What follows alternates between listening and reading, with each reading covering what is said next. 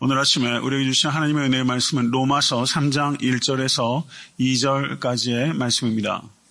다 같이 합독하도록 하겠습니다. 그런즉 유대인의 나음이 무엇이며 할례의 유익이 무엇이뇨 범사에 많으니 첫째가 저희가 하나님의 말씀을 맡았음이니라. 아멘.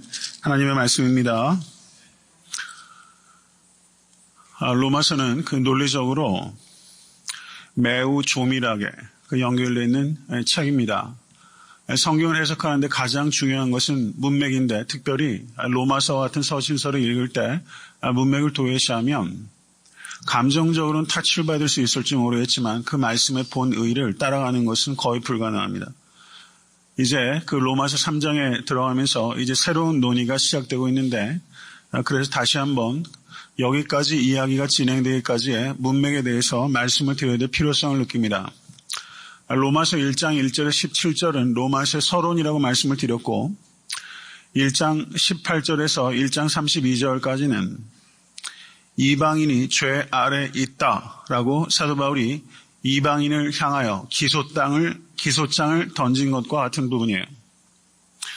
이방인들에게 유죄 선고를 사도 바울이 내린 것입니다. 그 근거는 하나님을 알만한 것을 인간 속과 그리고 만물 속에 분명히 보여줬음에도 불구하고 이방인들이 그것을 무시하고 우상숭배와 성적 타락과 그리고 성적 타락의 극치적인 형태인 동성애, 그리고 인간관계에 21가지의 그 악의 목록들을 기록하면서 인간관계 속에서 벌어지는 수많은 악들을 사도 바울이 증거로 제시했습니다.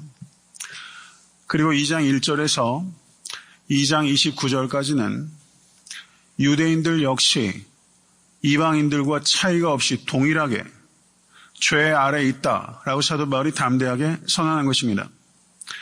유대인들에게 그 사도 바울이 기소장을 던지면서 사도 바울이 말씀하신 것은 이방인들의 죄를 판단하면서 너희들이 똑같은 일을 하고 있다. 그래서 이방인들보다 더 악하다 라고 말하면서 유대인들의 위선과 교만에 대하여 사도 바울이 기소한 것입니다.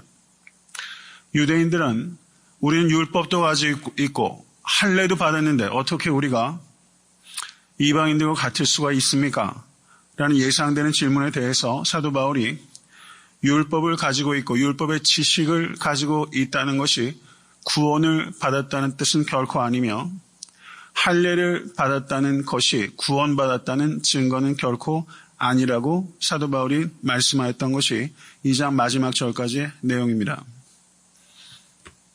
이렇게 사도 바울은 구원을 얻는 데 있어서 이방인과 유대인이 하등의 차이가 없고 모두 다 죄 아래에 있다라고 선언하였기 때문에 예상되는 강력한 반발을 사도 바울은 생각하였던 것입니다.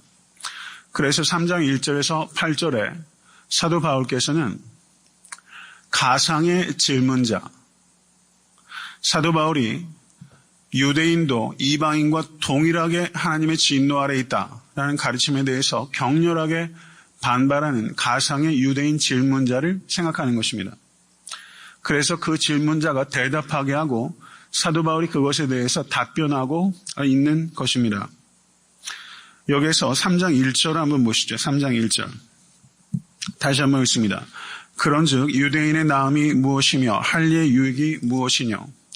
이것은 사도 바울께서 2장 1절에서 2장 29절까지 전개한 모든 가르침에 대하여 반발하고 있는 유대인들의 질문을, 가상의 질문자를 정하여 그 입에서 나오는 질문을 여기에서 던지는 거예요. 그리고 그것에 대해서 사도 바울이 답변해 나가고 있다는 사실입니다. 그래서 성서 신학자들 중에 주요한 학자들이 몇 명 있는데요. C.K. 바렛이라는 분이 있어요. 저도 이분의 책을 많이 이용했는데 C.K. 바렛이라는 사람이 이런 말을 했습니다. 종종 사도 바울에게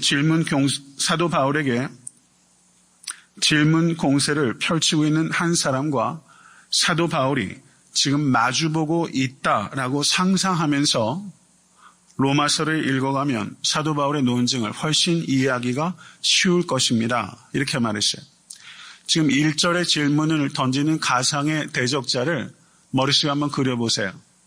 그리고 사도 바울이 그 맞은편에 앉아서 서로 질문하고 대답하는 형식으로 지금 이렇게 로마서가 진행되고 있다. 이렇게 염두에 두는 것이 유익하다. 이렇게 본 것입니다.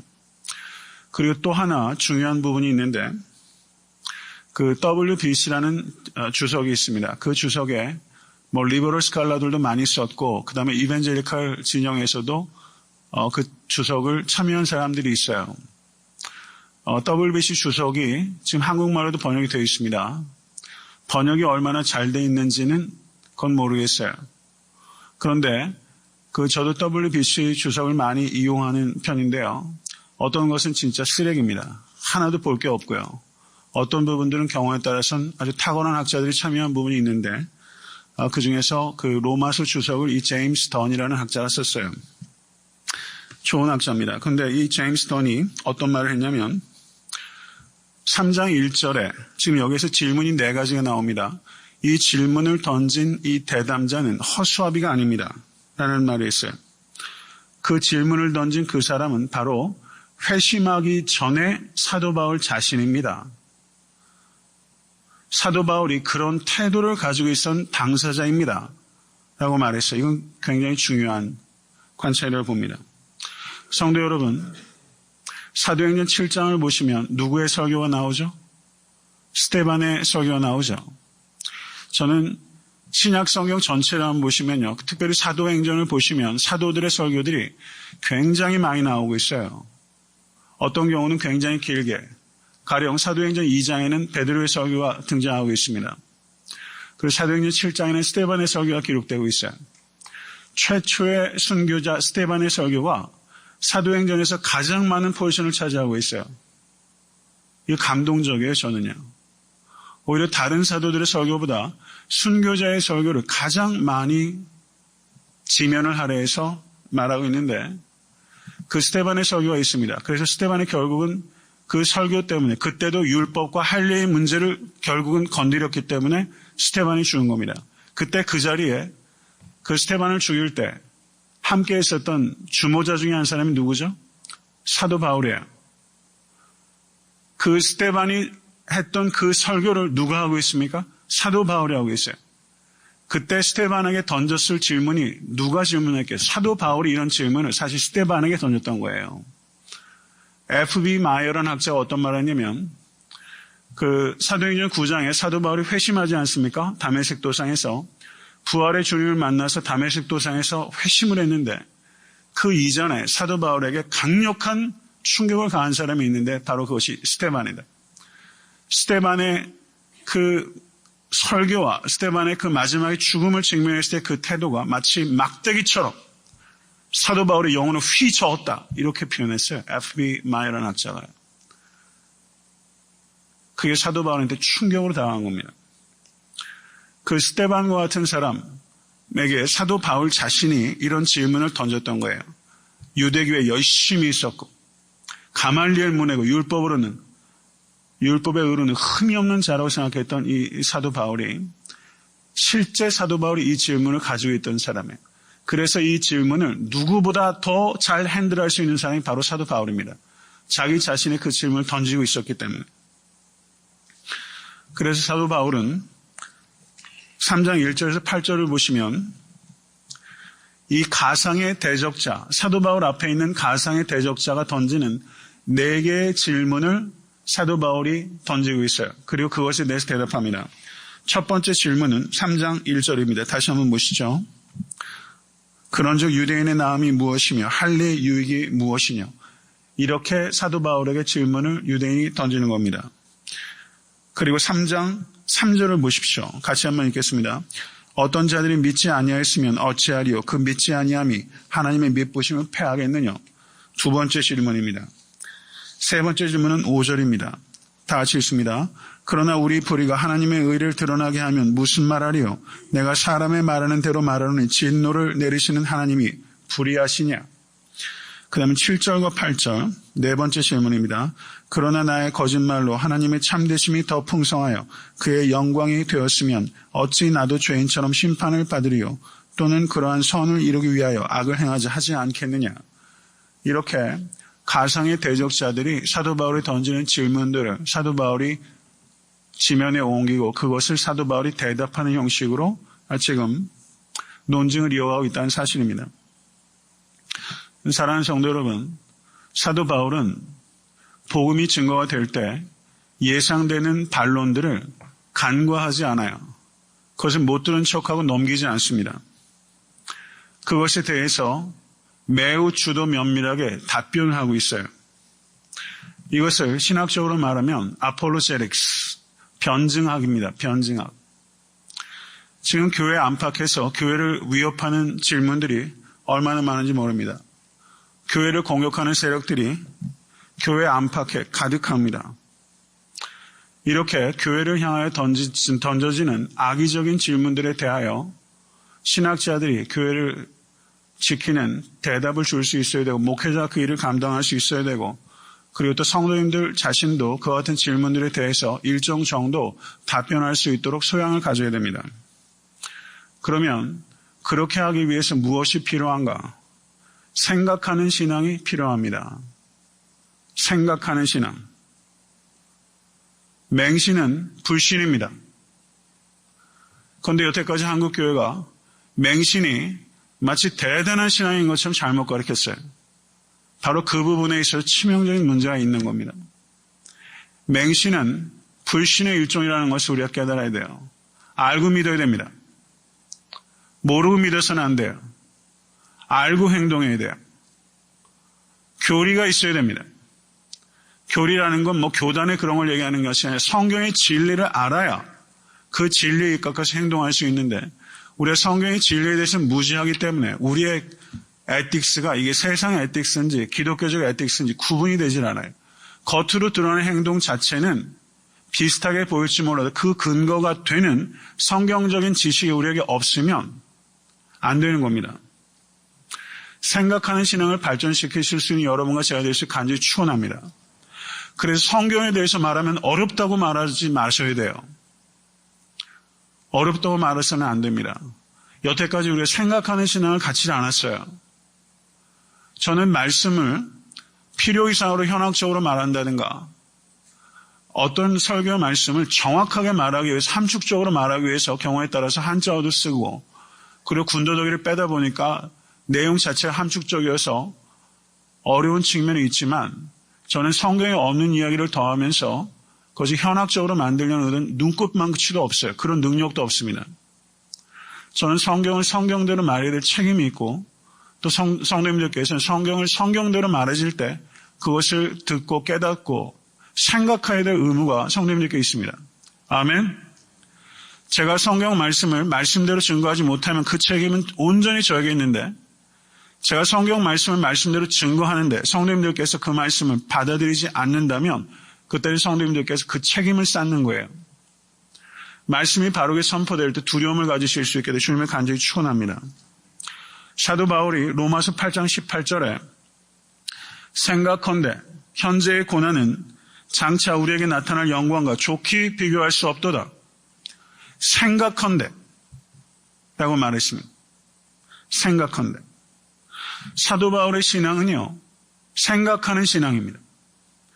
생각할 때 우리는 고난을 이길 수 있어요. 생각할 때. 말씀을 생각할 때, 그리스도의 십자가를 생각할 때 우리는 고난을, 여한 고난도 이길 수 있게 되는 것입니다. 고난을 회피해서 마치 마약에 취한 것처럼 어떤 환각 상태처럼 종교적인 어떤 퍼포먼스를 통해서 오늘 카타르시즘을 통해서 우리가 고난을 회피하는 방식으로 고난을 이기는 것이 아니라 고난의 실제를 알고 예수 그리스도의 십자가를 알 때 우리는 넉넉하게 모든 고난을 이기게 되는 것입니다. 믿으십니까?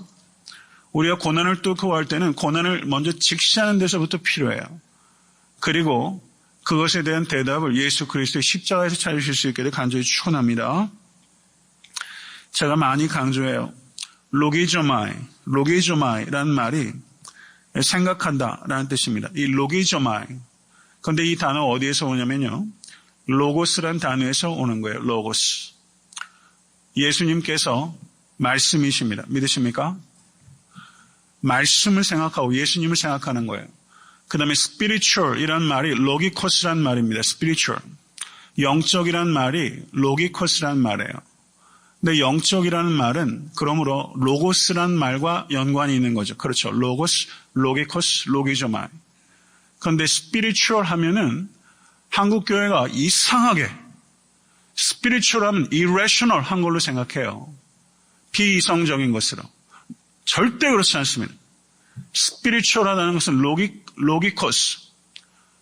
로기코스, 이것은 rational 하다는 뜻이 있어요. 영적이라는 것은 rational 한 거예요.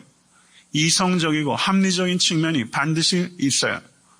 다만 합리적인 것이 묶여서는 안 되는 것입니다. 그런데 합리적인 것을 무시하는 게 영적인 게 아니에요. 이것을 정확하게 분별하시길 간절히 바랍니다.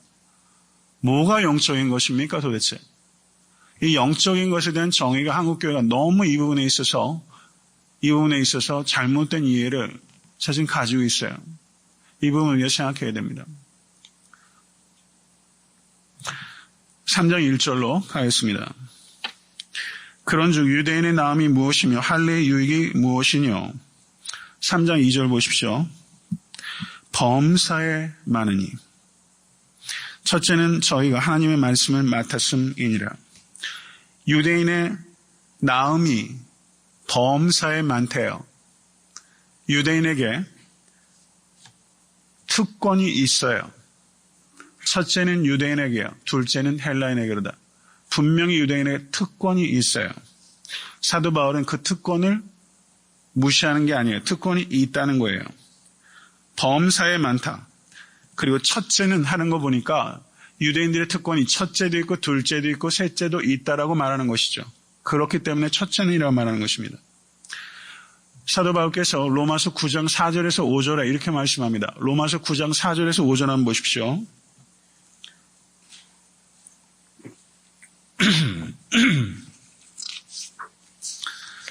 다 같이 읽습니다. 저희는 이스라엘 사람이라 저에게는 양자됨과 영광과 언약들과 율법을 세우신 것과 예배와 약속들이 있고 조상들도 저희 것이요 육신으로 하면 그리스도가 저희에게서 나셨으니 저는 만물 위에 계셔 세세히 찬양을 받으실 하나님이시니라. 아멘. 이게 유대인들의 특권이에요. 유대인들의 특권이 있어요. 그런데 사도 바울께서 다시 로마서 3장 9절로 한번 가보십시오. 로마서 3장 9절.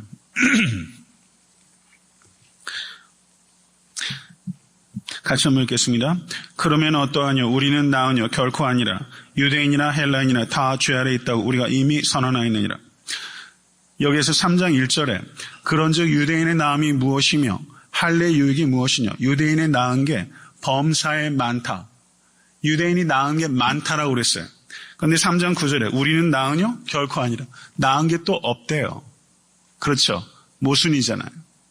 나은 게 범사에 많다고 해놓고 또 3장 9절에서는 유대인의 나음이 없대요.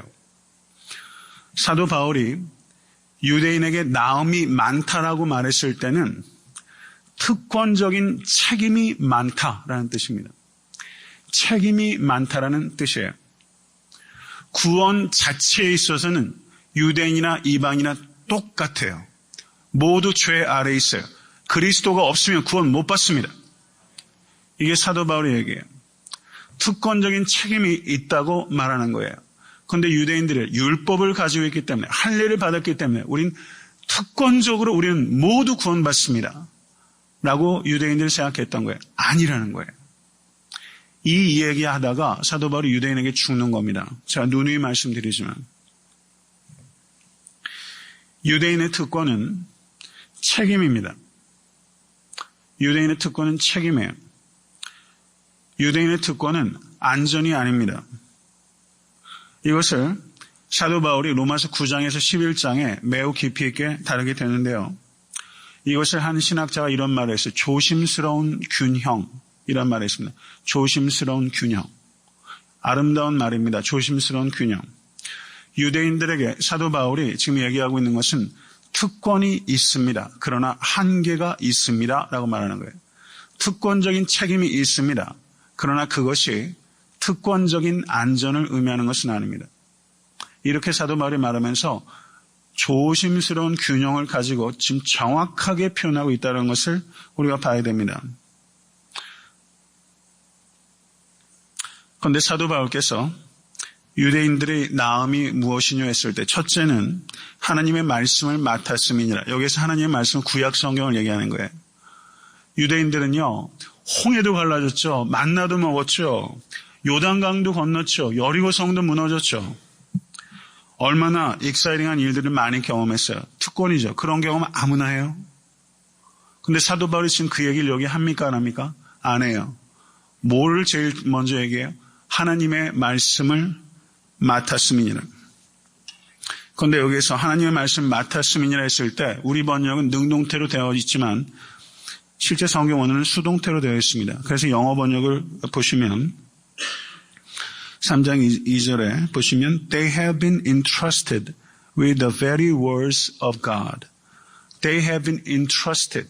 말씀이 주어졌어요. 그들에게 맡겨진 겁니다. 그것이 최고의 특권이에요. 말씀이 맡겨진 특권. 사랑하는 성도 여러분, 유대인들의 특권이 구약 성경이 맡겨진 게 특권이에요.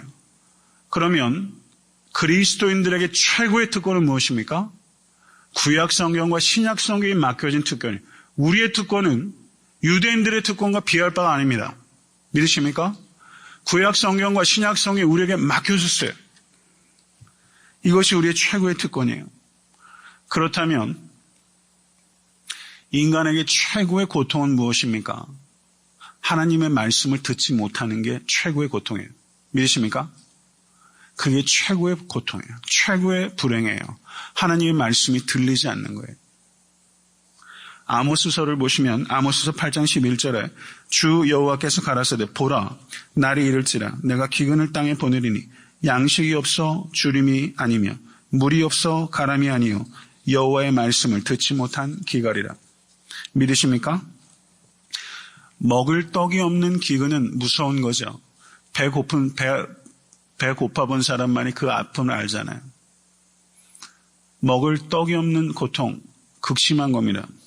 그런데 하나님의 생명의 말씀, 영적인 떡이 없는 기근은 더욱더 심각한 것을 우리가 깨달을 수 있기를 간절히 바랍니다. 우리가 살고 있는 시대가 아모스 시대보다 나은 것 같으세요? 못한 것 같으세요? 전 잘 모르겠어요. 더 낫다고 말할 수 있을지 없을지 잘 모르겠어요. 얼마나 많은 말씀들이 범람합니까? 얼마나 많은 설교들이 많습니까? 무엇을 들어야 될지, 그리고 사람들이 좋다고 하는 말씀들을 정말 하나님의 말씀인지 전 잘 모르겠어요. 아모스 시대보다 지금 우리가 살고 있는 시대의 형편이 더 나은지 전 잘 모르겠어요. 저는 관심을 가진 게 있는 게 하나가 있어요. 다른 사람이 어쩌고저쩌고 전 잘 모르겠어요. 판단하고 싶지 않아요. 제가 관심 있는 거는 우리 교회 강단에서는 하나님의 말씀이 들리는가 하는 것입니다. 제가 책임을 질 수 있는 부분은 그 부분이에요. 그리고 제가 노력해야 될 부분도 그 부분이에요. 강단에서 하나님의 말씀이 들리는가 하는 부분이에요. 저에게 이것보다 중요한 책무는 없습니다. 교회에게 제일 중요한 책임은 교회가 하나님의 말씀을 가지고 있다는 거예요. 애틀랜타 섬기는 교회가 하나님의 말씀을 가지고 있어야 됩니다. 듣기 좋은 말. 여러분, 그런 게 아니에요. 그 정도가 아니에요. 생명의 말씀을 애틀랜타 섬기는 교회가 가지고 있는가 하는 것입니다. 유치부에서부터 작년 1일까지 그 전달하는 표현 방식에는 차이가 있겠지만 어제도 교육부서 교육자들과 교육부장을 만나서 얘기를 했지만 어린아이부터 작년의 1일까지 거기에는 하나님의 말씀이 있어야 됩니다. 하나님의 말씀이 전달되어야 됩니다. 이것보다 중요한 책무는 없어요. 사랑하는 성도 여러분, 교회에서 교육부서 전 그런 생각이 들더라고요. 그 젊은 부부들이 좀 올 수 있도록 교회에서 여러 가지 교육 프로그램, 저는 그런 말도 좀 뺐으면 좋겠어요. 어떤 의미에서 우리 교육부서는 자신 있게 우리 교회는 하나님의 말씀이 있습니다. 우리 교회는 하나님의 말씀으로 아이들 가르칩니다. 그게 중요한 거 아니에요? 그게 제일 중요해요. 그러면 정말 그것에 대해서 목마름을 가지고 있는 그 젊은 부부들이 오실 거예요. 아이들을 의탁하기 위해서. 정말 우리 교육부서에 대해 하나님의 말씀 있게. 액티비티 중요하죠. 그것보다 중요한 하나님의 말씀이에요. 그것이 전달되는 교육부서가 될 수 있도록 이 교육자들이 힘써 주셔야 되고요. 쉽게 말하는 게 더 어렵죠. 간단하게 말하는 게 더 어렵죠. 어렵습니다. 때로는 매우 공교한 언어로 복음을 증거할 수도 있어야 되고, 때로는 정말 심플한 언어로, 더 이상 심플할 수 없을 만큼 간결한 언어로 증거할 수도 있어야 됩니다. 여하튼 저는 저의 길에서, 그리고 성도님들은 성도님들의 길에서 이 복음에 대해서 명확한 이해를 가지고 또 하나님의 말씀에 깊이를 가지실 수 있는 여러분 모든 성도 되실 수 있게 되기를 주님으로 간절히 축원합니다. 사랑하는 성도 여러분, 집에 성경책 몇 권 가지고 계세요? 몇 권, 한 10권쯤 있으세요? 아마 좋게 한 10권 정도는 되실 거예요. 그게 하나님의 말씀을 갖고 있다는 뜻은 결코 아니죠. 그럼 저는 묻고 싶어요. 정말 하나님의 말씀을 갖고 계세요? 정말 갖고 계세요? 사람이 먹거리가 바뀌면 암도 나요. 정말 하나님의 말씀 먹으면요, 삽니다. 교회가 살아요. 다른 이유가 없어요. 말씀 먹고 말씀을 가지고 기도하면 교회가 삽니다. 맞습니까? 복잡한 거 필요 없어요. 이 두 가지를 한번 생각해 보세요. 하나님의 말씀이 선포돼 그 말씀 먹고 그 말씀을 가지고 기도하는 거예요. 시편 말씀 보세요. 시편 1편에 누가 복된 자입니까? 여호와의 말씀을 주야로 묵상하는 자로다. 그 사람이 복된 사람이에요. 여호와의 말씀을 주야로 묵상하면 삶이 어떻게 돼요? 형통하게 되는 거예요. 시냇가에 심은 나무처럼 시절을 쫓아 과실을 맺고 그 잎사귀에 마르지 아니함과 같으니, 믿으십니까? 바람에 나는 겨처럼 휩쓸리지 않아요. 아무리 세상이 요동해도 말씀 가지고 있으면 그게 형통해요. 그런데 시편은 기도의 언어죠. 근데 시편의 150편의 그 기도의 집과 같은 거예요. 시편은 그 기도의 집에 들어가면서 그 현관문이 뭐예요? 말씀을 주야로, 여호와의 율법을 주야로 묵상하는 자로다. 기도의 집을 여는 현관 열쇠는 율법입니다. 말씀이에요. 기도와 말씀이 분리가 되면 기도도 죽고 말씀도 죽습니다. 그래서 교회가 부흥하는 것은 복잡하게 할 거 없어요. 하나님의 말씀이 선포가 되고 그 말씀 먹고 그 말씀대로 기도하세요. 아멘? 그러면 개인의 삶에도 기적이 나타나고 교회는 거룩한 부흥이 있습니다. 그리고 교회는 분명히 세상에 큰 영향을 끼치게 될 줄로 믿습니다.